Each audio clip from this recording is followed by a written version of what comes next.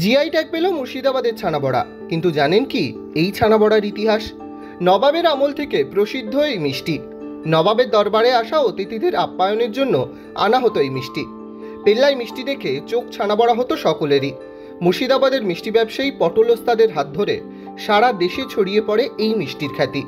নেতাজি সুভাষচন্দ্র বোস, স্বামী বিবেকানন্দ সহ বহু বিখ্যাত মানুষেরই চোখ ছানাবড়া হয়েছে এই মিষ্টি দেখে। মুখ্যমন্ত্রী মমতা বন্দ্যোপাধ্যায়, প্রাক্তন রাষ্ট্রপতি প্রণব মুখোপাধ্যায়, রাহুল গান্ধী সহ অনেক রাজনৈতিক নেতার হাতে উঠেছে এই ছানাবড়া। এমনকি এই তালিকায় রয়েছেন সৌরভ গাঙ্গুলিও।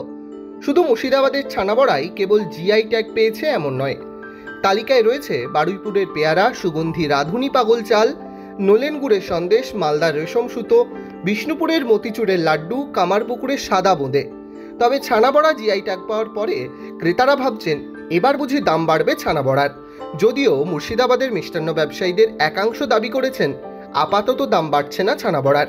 জেলায় জেলায় আপাতত খুশির হাওয়া। আপনার এলাকার কোন জিনিস বিখ্যাত, তা কি জিআই ট্যাগ পেয়েছে? কমেন্টে জানাতে ভুলবেন না। ডাউনলোড করুন এই সময় অ্যাপ iOS ও অ্যান্ড্রয়েডের জন্য।